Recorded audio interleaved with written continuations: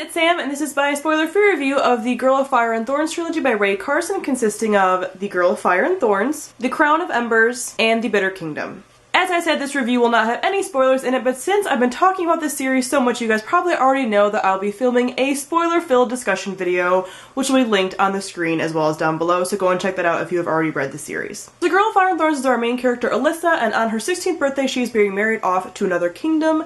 She is the bearer of the Godstone, and the Godstone is basically the stone that is in her belly button, and when the day she was born, it just basically appeared there, and it's supposed to have this kind of like religious, magical powers, these kinds of things, but her Godstone really doesn't really do anything. She doesn't really know anything about it. It's very mysterious. No one has really taught her anything about it. No one really knows anything about it. But it's still something that is very highly sought after because it has very high religious connotations. It's kind of almost like you're a saint in a way, and there's only one bearer basically every generation that bears this Godstone.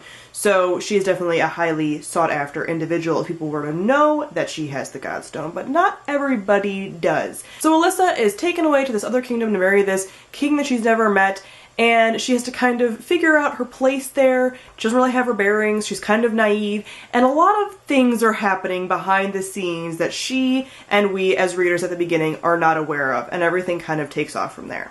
So first I'm going to talk about the world building in the series. This series takes place in a fantasy world that is very kind of Hispanic based. It's very kind of like Mexican Spanish feeling. It has a very Hispanic flavor to it in the way that everybody pretty much in the series is a person of color and very much is a person of Hispanic descent. Most of the names are very much a Hispanic type name. The main religion in here kind of feels like a Roman Catholic type fantasy religion in a way because of how it's just set up. And so it very much has this very Hispanic influence, which I thought was really cool. I have never read a fantasy series that takes place in more of a Hispanic world. You typically get this like medieval England type feeling from fantasies, and this very much is different. You have a very different flavor to it, and I really enjoyed that element, and that gets expanded throughout all of the books, and I really enjoyed that. There's all these little intricacies and all these little differences that you wouldn't even think of when you're getting in this kind of like Hispanic type fantasy world, and I really, really enjoyed that. Next, let me talk about the characters. If you guys have been around for the past month because I read this series last month, you will know that I absolutely adore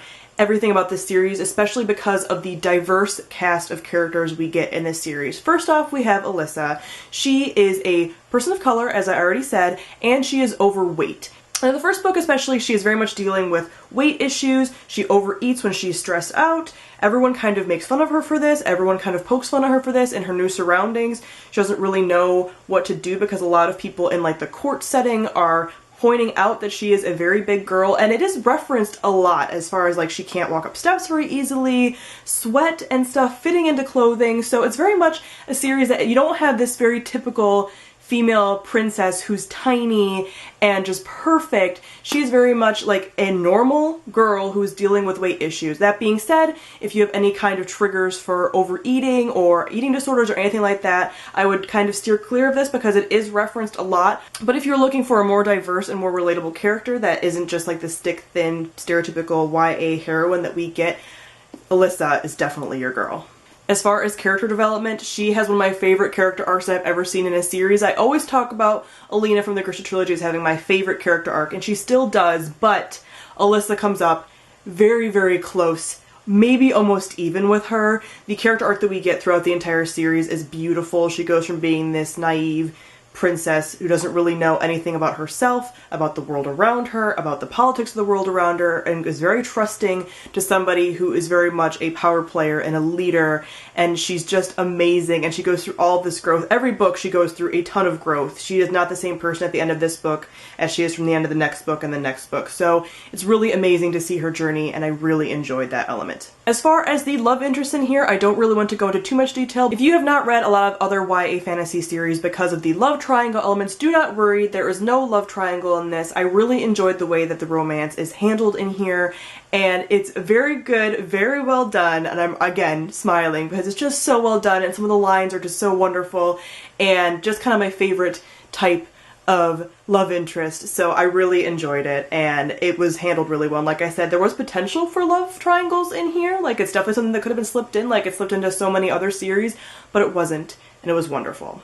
As far as the side characters, again, the majority of the characters in this series are people of color. There's also some disabled characters in here, which I thought was really awesome as well. You don't really get to see that, and they're all displayed as very capable people. There's a large cast of characters in here, and all of them you grow very attached to, you very much love, and I really enjoyed seeing them throughout the series because they do pop up at different times in the series, and I really enjoyed all of those characters as well. As far as the plot, it took a little bit of time for me to get into this first book. Things are kind of slowly happening, and I felt like maybe it was going to kind of follow the same tropes and such, but it really didn't. Once it took off, it really took off, and I could not stop reading. So I think about halfway, maybe even like a third of the way into this book is when it really starts just kind of going, and it is one of those series that just doesn't stop. Yes, there are times for character development. Like I said, there's really awesome character development throughout this entire series. So it does slow down. The pacing is well done. It's not like it's too rushed or anything like that, but it really does take off and really doesn't let you go until the end. I marathoned this entire series and I absolutely love that because, like I said, the pacing was well done, but it also was just kind of boom, boom, boom, and you want to keep going. As far as Crown of Embers, this one definitely took off with a bang from the beginning and did not slow down, like I said, and I really enjoyed this one. This one actually took a turn that I wasn't expecting it to. It almost has a storyline that you might expect in the third book, so it was interesting to see that in a second book, and actually really enjoyed that because sometimes you have second books being a little bit slumpy, a little bit of a filler book, and this one didn't feel like that at all, which I really appreciated. The Bitter Kingdom was honestly an amazing wrap-up to the series. It was so fulfilling. It had everything that I wanted out of the conclusion for this. As I said, Alyssa's character arc is beautiful and it wraps up very nicely. Everything wraps up well. I'm not going to say that everything is super happy or anything like that. That's not what I'm implying by this. I'm just saying that this was a very satisfying conclusion. I wasn't left feeling gypped in any way. All of these storylines were kind of wrapped up and you kind of had a sense of like, okay, this story is done. I'm not left wondering like, but what about this or what about this? It was all wrapped up wonderfully and was an extremely satisfying conclusion. So with that being said, I gave The Girl of Fire and Thorns 4 stars, The Crown of Embers 4.5 stars, and The Bitter Kingdom 5 out of 5 stars. Honestly, I would rate this whole series a 5-star series, maybe 4.5-star series. It's an amazing series. It deals with so many wonderful themes. If you were put off at all about me mentioning religion at the beginning as far as world building, do not be. I am not a religious person. I was raised in a religious household, but I'm not a religious person, and so seeing religion in fantasy I actually really enjoy because I find it more realistic that way. Societies have religion, and I really enjoy that element being in my fantasy. At the same time, I don't want it to be pushy in any way. And this was not. The kind of growth that you get as far as even religion in here is really awesome, as far as kind of having the theme of like questioning what you're being told regardless of where it's from and what religion really means and what having faith means and everything. And I really enjoyed that element and that kind of, you know, don't trust everything, because as I said, Alyssa is a kind of naive character at the beginning, so seeing her kind of go through that and religion being such a key element in here but not being shoving it anyway was really amazing. Also, as I said, the diversity in here was awesome. You get all of these very diverse characters and you're constantly reminded that they are diverse characters, that they have dark skin, that they have Hispanic names, that they have dark hair. These things are not forgotten, which I thought was really awesome. And as I said, the themes of being a bigger girl is something that kind of continues throughout the series, which I really enjoyed.